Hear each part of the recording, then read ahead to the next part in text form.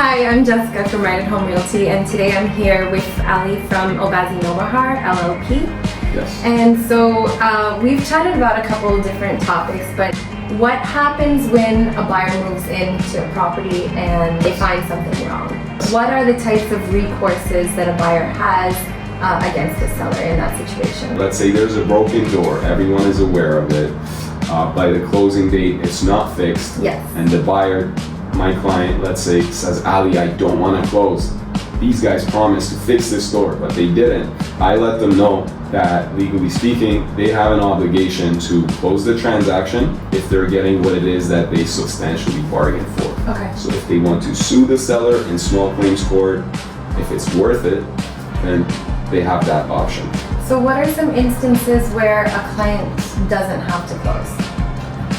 Let's say the property may burn down, right? If you're not getting substantially what it is that you bargained for. But we're talking about physical defects here, but if there are, say, title defects that the seller is not willing to remediate.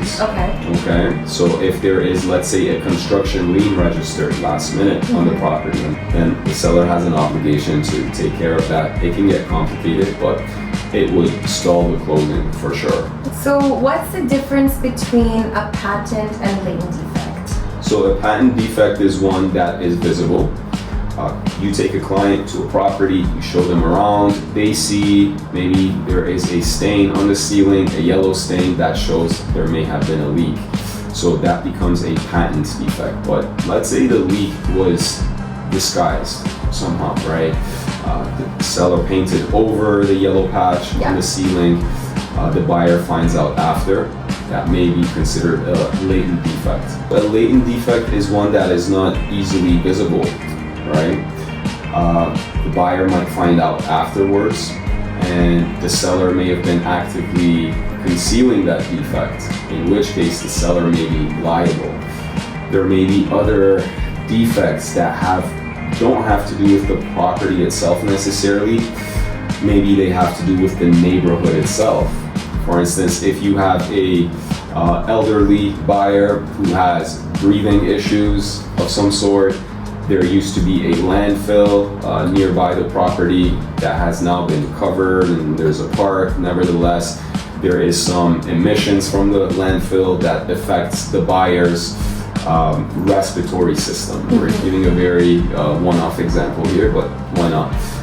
And let's say the seller was aware of the buyer's condition, and the buyer made it very apparent that, hey, there is this issue that I have, and the seller doesn't disclose it, then again, the seller may be liable.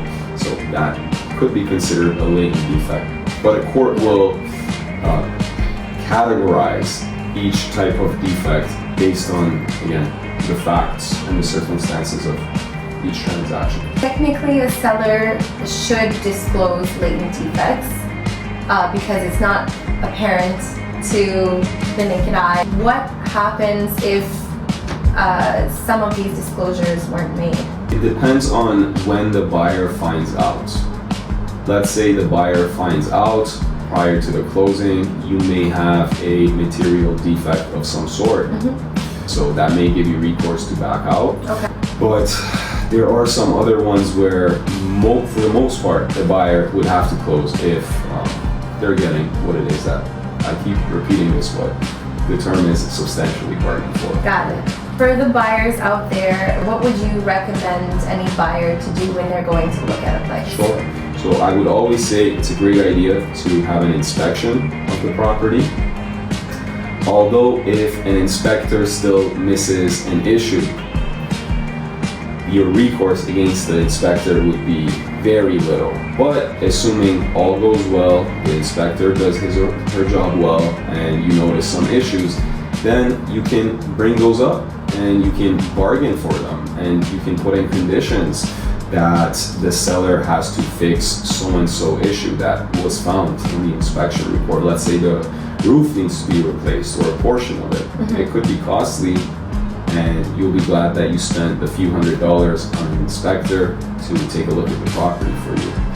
So it's always recommended. I usually like to get the buyers in right before closing just to make sure everything works, because after closing, it's very hard to go after sellers. Always a good idea to visit the property as close as possible to the closing date. Let's say you visited a week before, everything might be fine, but just a day or two, something may have happened. If a defect is found right before the closing, it may give us some bargaining power to try to negotiate and say, hey, we want a slight reduction in the purchase price, or to say, you know what, we're holding back a portion of the purchase price until this issue is fixed. The parties do have a common law duty to act in good faith with one another. But if, say, the seller's lawyer tells the seller, you know what, even if you don't fix this issue, the buyer still has to complete the purchase, and the seller wants to act in bad faith, then the buyer may still have to close and then sue the seller after the closing. The moral of the story is when we're working on the buyer's side, we're trying to mitigate the risk for the buyer and try to avoid them being in situations where they have to go after sellers or they have to spend lots of money fixing things.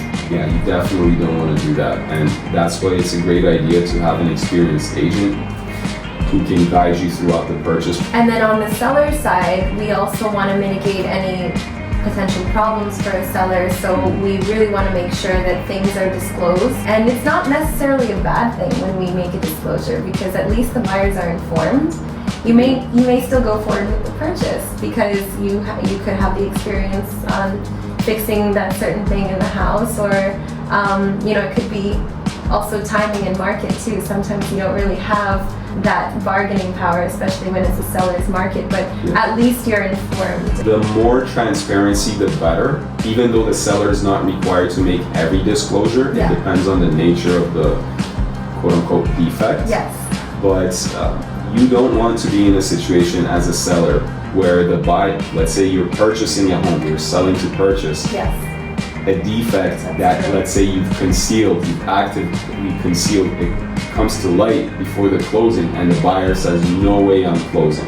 Even though their lawyer might say, you ought to close, the final instructions, the ultimate instructions come from the buyer. And if the buyer does not want to complete that purchase and the seller needs the sale funds to put it towards their own purchase, then you will have litigation on your hands likely, and it will be costly, the deposits will get stuck, parties will sue one another, and all of that could have been avoided had there been some honesty on the seller side. Thank you so much for your time. No problem. Thank you.